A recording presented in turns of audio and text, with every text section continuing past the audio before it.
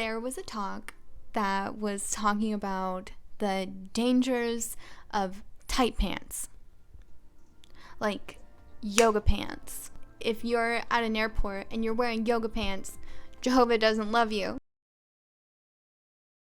Can I get your name and where you're from, if you don't mind? I'm Kai. Kai, can I get spelling for you? Straight out of Dogtown, K-A-I.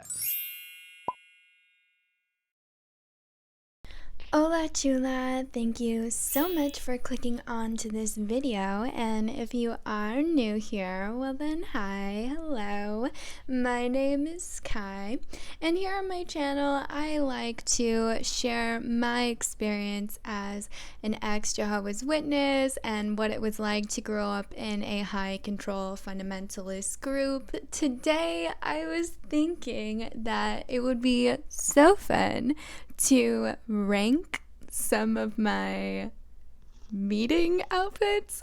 When you're a witness, they have a very strict standard of dress and grooming, and it's often the subject of many sermons or talks, as they want to strip you of any sort of identity outside of the organization that you might have. So we're gonna talk about that and look at some of these dorky ass outfits. And yeah, it'll be great. So let's get to it. We're gonna start off with this picture from like 2006. But in 2006, I would have been 9. So like in the 3rd grade, I think. This picture was actually taken at the convention that I was baptized at. No big deal. The ill-fitting t-shirt is sending me because it's just something that has historically been my experience with clothes. I guess I don't know how to phrase that. Like, I still buy my shirts too big. Like, I can't just get the size that I should be. I have to order a size up, or sometimes 2. I mean, at this time in my life, my mom would have been buying my clothes, so I don't know. I think I was just a small 9-year-old, small BB. This next picture, and I don't actually know how old I am. If I had to guess, I would say that I was in like the 7th grade, so probably 12. I love the little curl in my hair. The blue flower is sending me. I've always been into hair accessories. I think they're beautiful, brilliant, and can totally tie an outfit together. Not sure what the color scheme is because I don't know what like skirt I was wearing. I'm assuming that this is like a t-shirt, and it's like a t-shirt that you would get at like a Gen X. There's just no style. I literally was like, yep, this'll do. There's this piece of my hair that is so clearly not meant to go this way, and boy, that emo scene hair was just always so out of my grasp. I was just always so close, but never really got there. I don't know why I was dressed like the receptionist at an apartment complex, like with this freaking cardigan and the chunky statement necklace. It's obvious that my mom had just let me start wearing makeup. I see like a little bit of eyeshadow going on. I see foundation that is not blended well. You're still gonna see foundation that is not blended well. My mom actually made me that dress, and which I think is actually pretty cool. Like, if there's one thing that I wish I would have done more of with my mom is like learning how to sew and put together my own outfits, because I think I mean, it's good, it's more sustainable than buying clothes. And two, it's just like cool because she made me like this retro kind of 50s polka dot dress. Even see my name tag for the convention, and if I get in here real close, maybe I can see what the convention series it was. Let me see. It's too blurry. This picture, I think, is absolutely indicative of my Jehovah's Witness experience. Like, I just look done. I look over it. My eyes are piercing through whomever was taking this picture. Like, I do not want any part of this.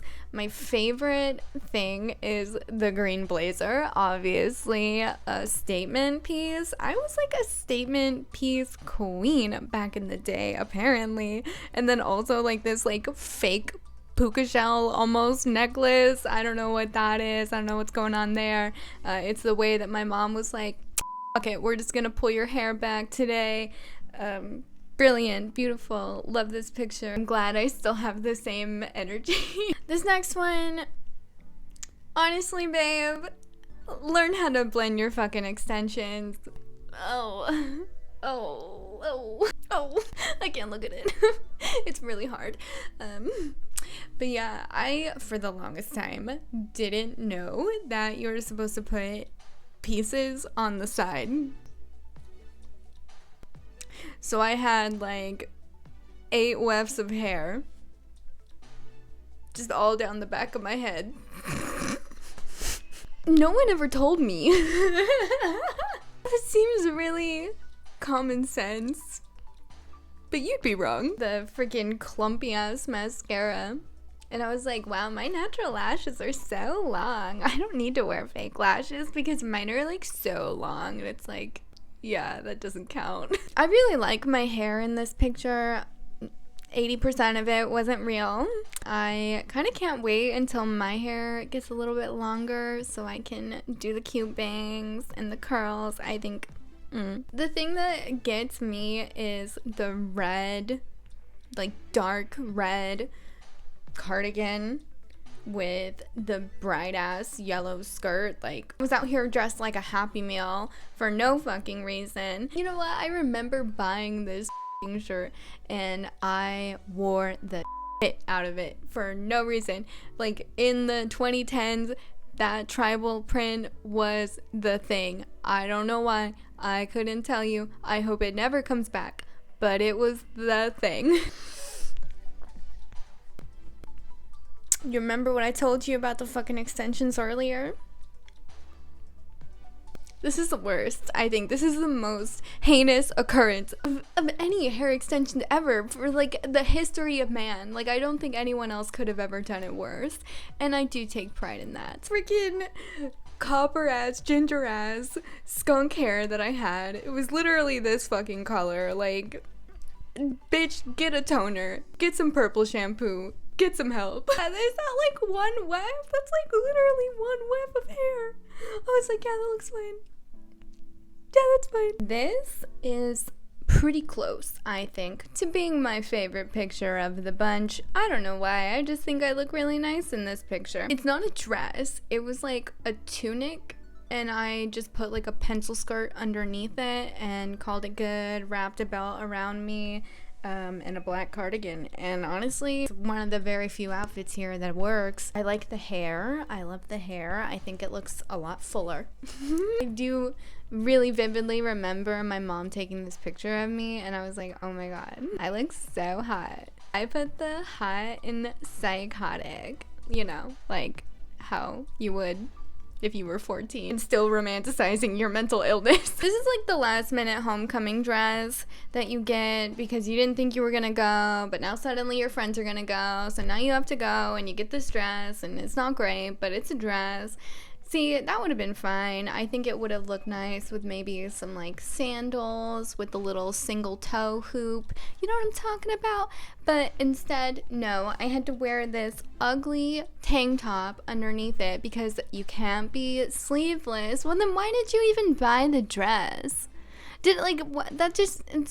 That irritates me to no end. And that actually happened to me twice at this particular convention. I had 2 strapless dresses ruined. They were ruined by these chunky basic tank tops, and I will never let this go. What I will also never let go is that I had to miss the Vans Warped Tour. That's right, ladies and gentlemen, the Vans Warped Tour for this particular convention. The makeup is not great. These conventions happen in the summertime, or at least they did for me, and it was hot as fuck, and you're in this building with like thousands of other people. So yeah, obviously your makeup's not gonna look great, by the end of the day. I think this was the time before setting spray was really like a thing. So I was in my bathroom using my mom's hairspray to set my face, and then wondering why I would get a breakout. They were hard times back then. You don't know how easy you have it now. This is my favorite outfit that I ever wore, ever as a Jehovah's Witness. It's almost too cute to be real, honestly. Like, that dress, it's kind of short, it's kind of tight. It looks real cute though. My mom had these like dark purple cowboy boots, and I friggin' loved them. I think she got rid of them, but oh my god, they were so precious. And I just think of like all the outfits that I could have worn them with, but I think that this one was perfect. It was beautiful, beautifully executed. This is the hat of metalcore vocalists, also like moms who are involved in MLMs, like very versatile accessory, very accessible accessory. I think I still have this hat. Giddy up. Like, this is just like a Pharrell ass hat. Wish I still had that dress.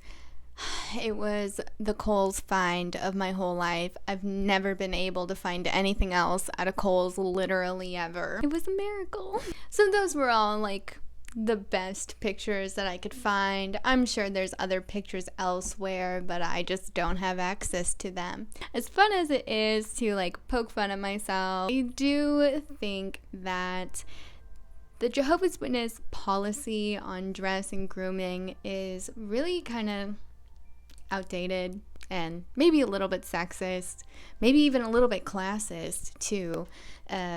Yeah.